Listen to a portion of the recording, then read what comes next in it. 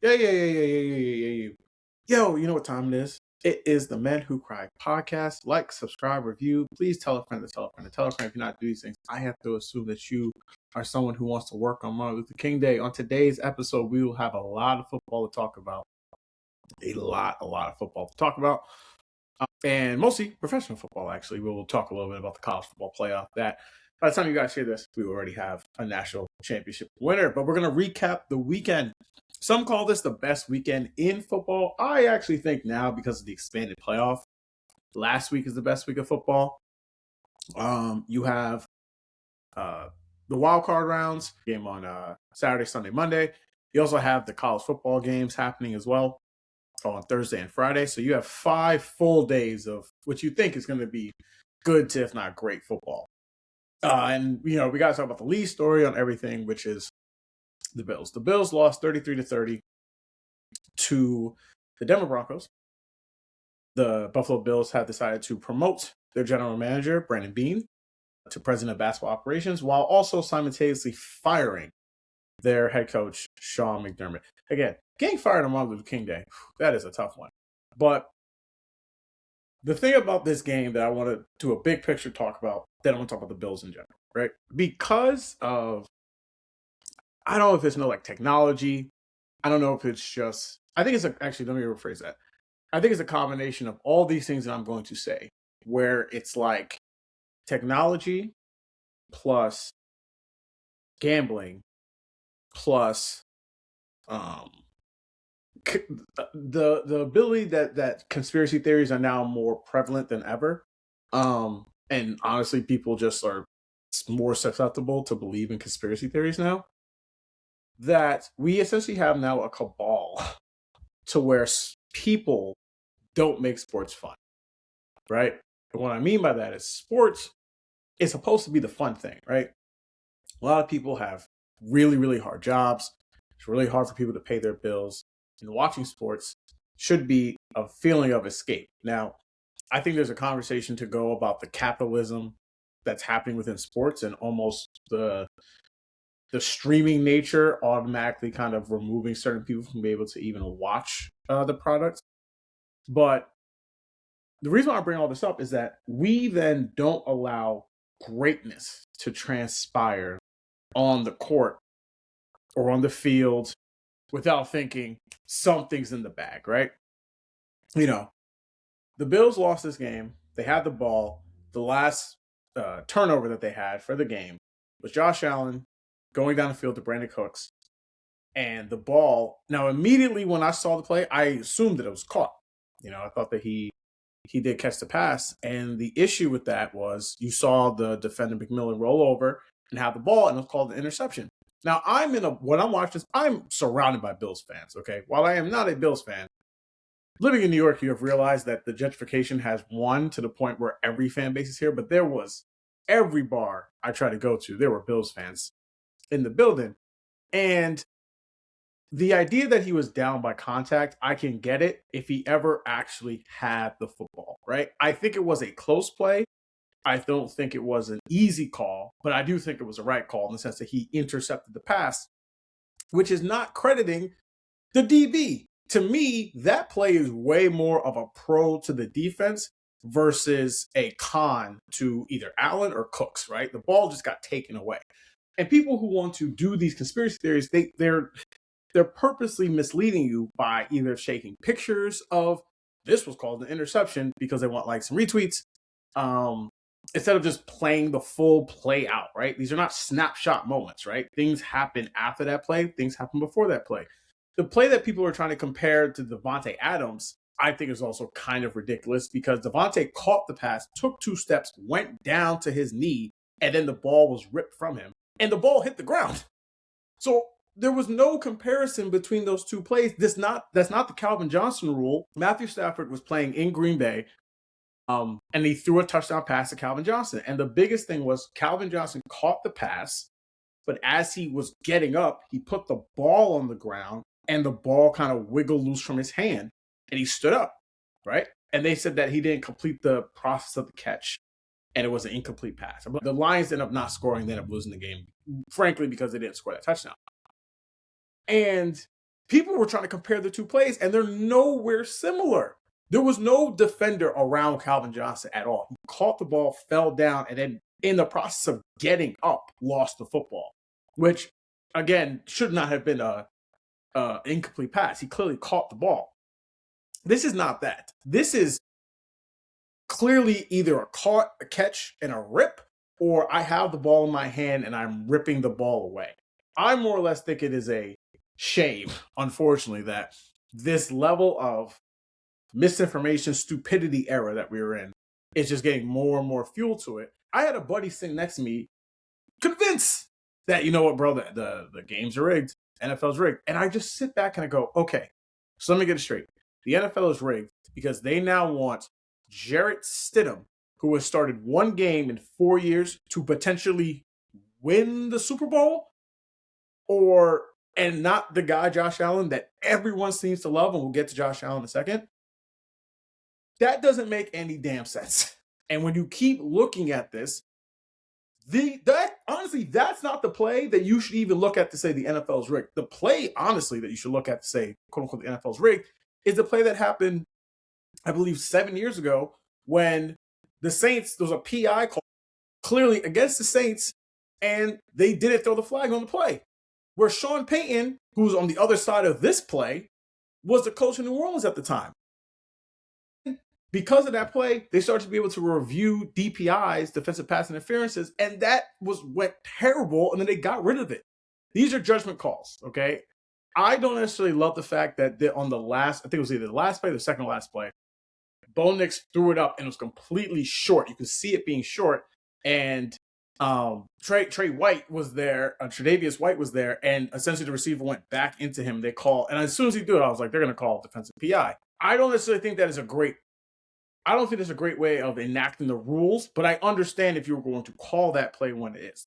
And the main point that I want to get to, the Buffalo Bills did not lose this game because of the refs. The Buffalo Bills lost this game because they threw the ball, because they turned the ball over 5 times, and specifically their quarterback. So, Josh Allen, I believe right now, is the best player in the league, right? I think that he is shown to be the type of quarterback that is going to do whatever it takes for him to win these games, right? I also will say that I did not think this Buffalo team was very talented. I think they had a great quarterback. I think they had a good running back. I think they have a good left tackle. I did not like their defense all year. I thought their special teams were shaky. I thought their secondary play was all over the place, frankly. And to me, the fact that they had all this pressure on them as a 6 seed, like, it shouldn't be that much it wasn't an upset. You know, they lost on the road to the number 1 seed, and they scored 30 points on the road. Their quarterback played terribly. Terribly. I texted my friend when he had the turnover right before the half. I said, if they lose this game, they have to fire Sean McDermott for that specific play overall. All right. Sean McDermott is going to go down as one of the greatest coaches in Buffalo Bills history. He never made Super Bowl, so he'll probably end up finishing like number 2. But that decision to do that was so stupid in the moment when you have 0 timeouts. All you have to do is guard the boundary. The moment Josh Allen runs up the field, he's going to get hit, and they're going to run out of clock. They're not going to be able to spike the ball or any of the other stuff. I think for them, they are now going to be in a very interesting spot because Allen is now 29. He'll be 30 next season. He should have anywhere between 4 and 7 good to elite years left in his career. But they're now going to have to look at him as a older quarterback. Now, he's not old, right? He's not old in his not his prime or anything like that. But he's making a lot of money on the team. The team you just had wasn't particularly good.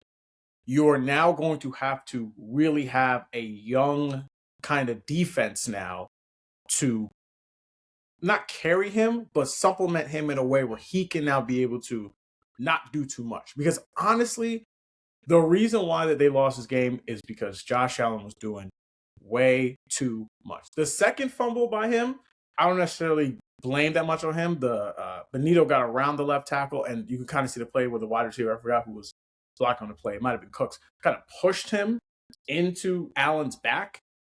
That one is not as much egregious on me, for me, at least as I watch it. And the last turnover, the interception wasn't as bad. It's the first fumble and the first interception where you just sit there and go, that's what cost them the game. Those two plays. And if you even want to go a step further, he might have had a touchdown to win the game to Shaheed, but he spiked the ball down, or the ball hit the grass. So this is going to be an interesting move for them because the Chiefs are coming back. Lamar's coming back with a new coach.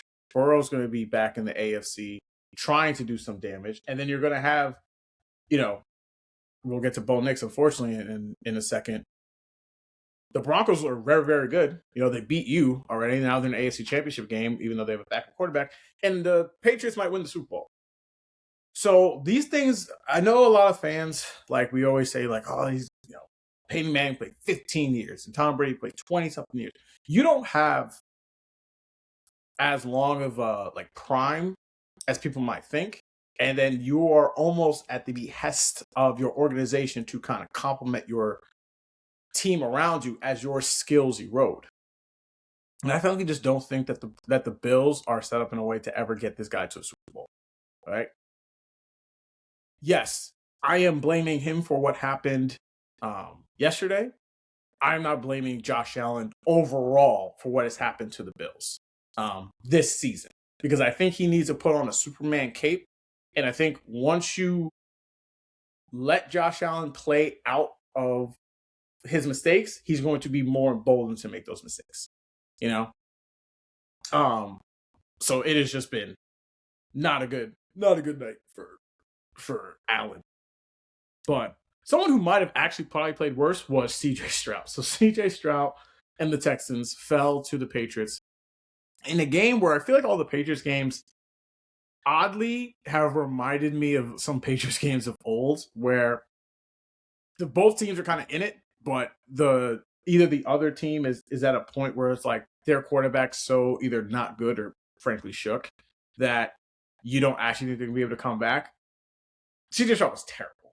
I mean, he was awful in that game. And there's one thing where I talk about a lot of times with athletes in sports, right, where it's not so much about the numbers, it's about the people on the field. You can just see this guy didn't have it anymore. Like his body language, the way he was moving with his hands, like he threw 4 interceptions. It could have been way more interceptions, way, way, way more interceptions. And at the end of the game, they talked about, CJ's our guy, and obviously that's going to be the point. And I don't know exactly where the Texans kind of go from this, because they are in the odd position, but the potential of, okay, you have a great coach. Do you also have a great quarterback? Okay, once you have those two, you will be, this kind of team for a long time. I do think they have a really good coach, but now they're going to have to pay or potentially pay their quarterback now. By his own resume, you can look at this and like, a guy who's been in the playoffs multiple times, a guy who's won a playoff game each time he's been in the playoffs, and a guy who was rookie year, people were thinking was an MVP candidate. He has been like really bad for like a really long time. Now you are in a somewhat of a Tua situation, because you're going to pick up his 5th-year extension, because why not? I don't think this is a quarterback class that people are clamoring about. Obviously, the Texans are way towards the bottom, so they can't even go up to the top to try and get someone like Mendoza. But you could be in a situation where Tua was a few years ago, where Tua balled out, got like $200-something million, and that ended up screwing the rest of the team, right? And you saw that now they're potentially going to have to take an almost $100 million cap hit just to get this guy off the team. I would wonder, and Sean McVay said this years ago, that I don't know if he said this, but the idea of like you can almost treat quarterbacks who aren't like stars how they do running backs, right? Like, okay, we gave you 4 years. if you're a first round pick, he'll give you a 5th-year option. And if we're not satisfied, we'll draft someone else and we'll just move on. Because we don't want to commit that kind of money. It's odd because the drop between a superstar quarterback and just like a starting level quarterback is massive, right? To go from Patrick Mahomes to even a Baker Mayfield, or for a Josh Allen to a Jared Goff. Those guys are good quarterbacks, but it is a massive dip. It's 10 times worse going from a starting level quarterback to not, because those guys will cost you games. And as you've seen so far, CJ and Bryce Young, you can put in this conversation too, clearly help you win. 2 guys made the playoffs this year, able to get you played well. I mean, Bryce played way better than CJ in this game, but CJ has not been terrible the whole time in the playoffs. But this is a situation where I can absolutely see the Texans thinking about, like, okay, we need to either let this guy walk, or we need to prepare ourselves to either trade for a quarterback or sign a quarterback in free agency, right? I don't necessarily know who will be out there. This is something really 2 years from now that we're really talking about, but the Texans are in a very much a quagmire at this moment, right? And not to mention to the point where the teams that they played is clearly looking like a team that might actually get to the Super Bowl. So we haven't talked about the Patriots at all in this podcast. This is not because I dislike the Patriots at all. I was just very much thinking, not that their team was fool's gold. I don't believe in the idea of like, you don't play like how your strength of schedule is. Like the Patriots lost to the team that's got the number 1 pick. They actually might win the Super Bowl. So like strength of schedule, that to me doesn't matter. You have to play who's on your schedule. But I did think that the moment was going to be too big for Drake May, and he was going to have some struggles. And that's kind of what happened. Drake May has not played well in the playoffs. His numbers are down across the board from what he did in the regular season. Now, granted, we were talking about 2-game sample, versus a whole season, but he hasn't played good. And if his defense hasn't essentially like been even better than him, like he has been not a detriment to it, but he clearly has not played as well as I think he can play. And the fact that they are now in the AFC Championship game, I know they're going on the road. Denver's a really hard place to play, but a lot of people are going to expect them to win that game on the road, right? I still think that Denver is kind of live for this, even with Jarrett Stidham. I think that if Sean Payton can cook up enough stuff to at least get it by, I think that he can win a 20-17 kind of game, something like that. But kick a couple field goals, maybe get 1 or 2 touchdowns. Just do enough and keep New England's offense at bay. But if they're going to win, it's going to have to be Drake May has to play a lot better than what he's been playing. He just hasn't been good enough to get it done right now. But he's someone that I think, like him, like Caleb, I know it would hurt if for Patriots fans if they didn't win the Super Bowl this year. To me, that part doesn't matter because you found the guy and you found the quarterback, or you found the quarterback and you found your head coach. So now it's just about how many times can we try and get this guy into the Super Bowl and win the Super Bowl? And how long is that going to be for his career, right? I don't necessarily know Drake's going to be one of the greatest quarterbacks of all time, but if you finish top 2 in MVP and maybe win it, I absolutely think that you have a pathway to get to Super Bowls and win Super Bowls.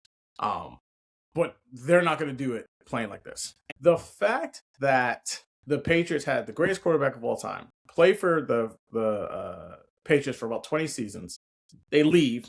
They aren't terrible until really the last 2 seasons. The last year under Belichick and the first year under Gerard Mayo. They're like kind of decent, made the playoffs one time, stuff like that. The fact that they essentially, quote unquote, bottomed out, found this new guy, and are back in the AFC Championship game before y'all made the playoffs is a reason why, Jets fans, you gotta let these motherfuckers go. For your own sake, you gotta let these people go. What we'll be talking about letting go on the other side of this is the one of the things that I love the most about sports in just a general sense. But we'll be right back after this. Back at it again. Talking probably one of the few plays that I will go down remembering whether or not it's a win or a loss. I remember back, it's had to be 2015, right? Year after college. So 2015, people my age would probably know the play that I think made Odell Beckham Jr. a superstar, which was when he reached back and caught the ball with essentially 3 fingers. That was the second touchdown of that day, of that game. The thing about that game is that the Giants lost that game. I remember turning on New York sports radio at that time, because I was trying to really get into radio and just do some more like talking a lot. And a lot of the guys were kind of crapping on it because the Giants didn't win the game. And I understand that. Like, I understand the point of it is to win. And it wasn't even the fact of like how old I was at the time, being like a kind of younger fan. I wanted the Giants to win the game. But there is something to sports about just something being cool, of like, oh my God, I've never seen that before. And it was plays like that that make you go, wow, that was just cool.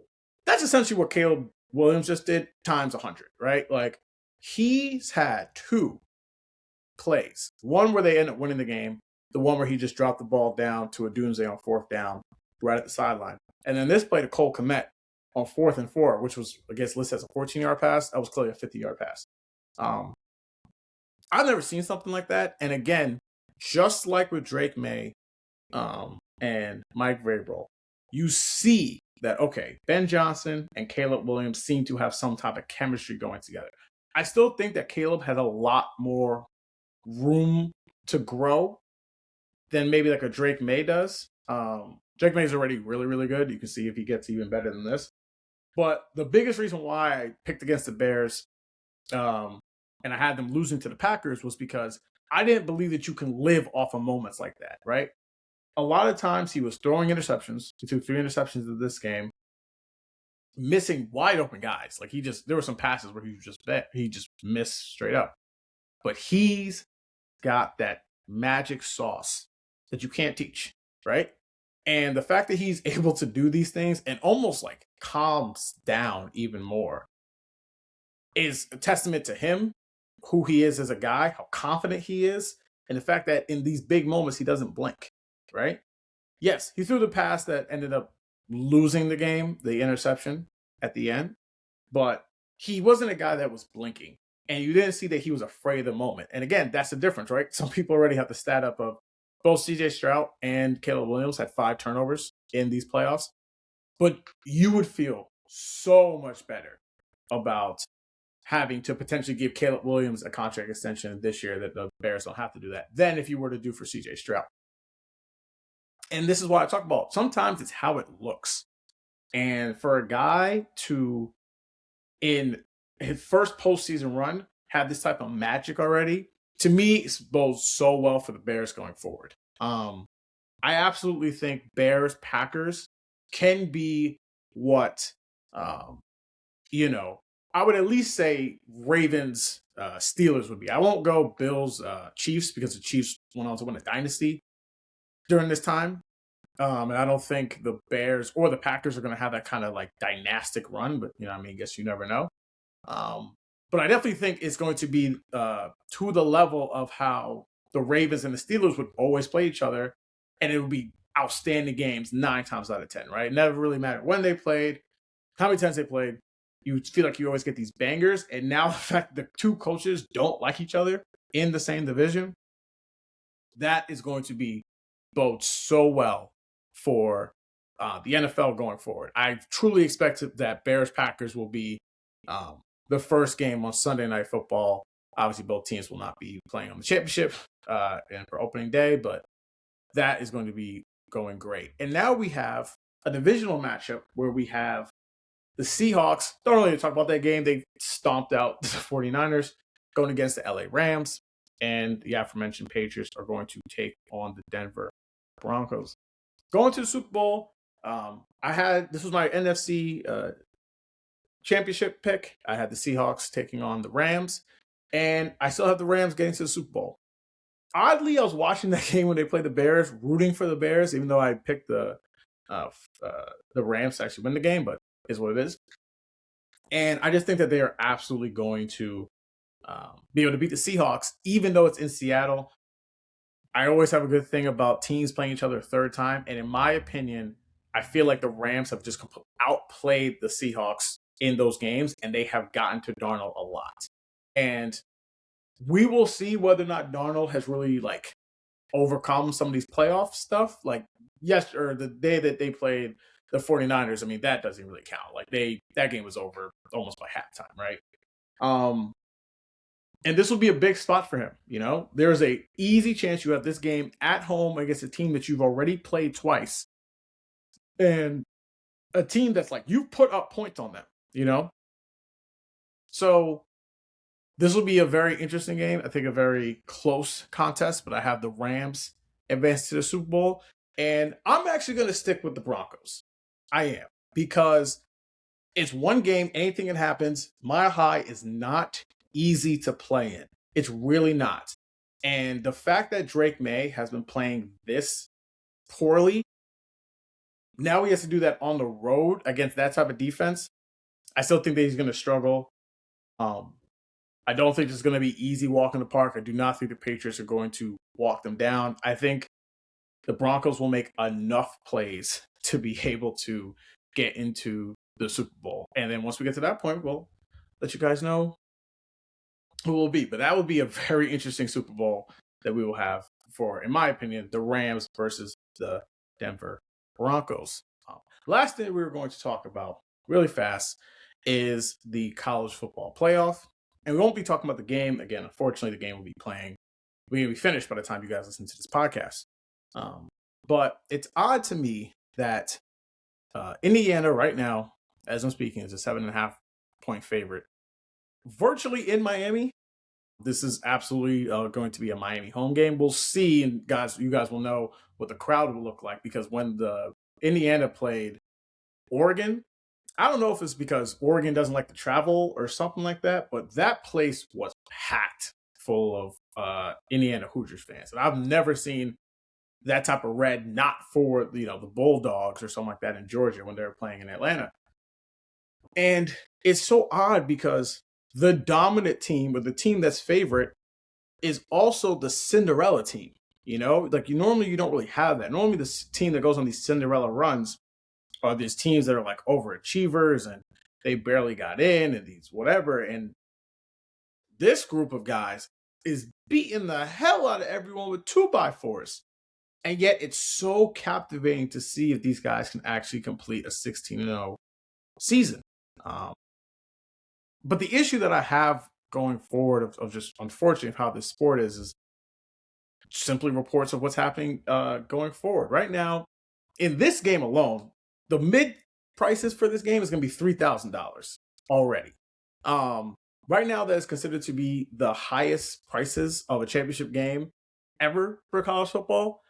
And it just speaks to what I do not like about this sport going forward. Because this sport is simply basically just a bunch of guys in a room drawing it up on the ground and letting you know how it's going from a forward. There's no rhyme or reason to anything, right? And it's going to cost them going forward, because as we sit here today, we have a 12-team playoffs.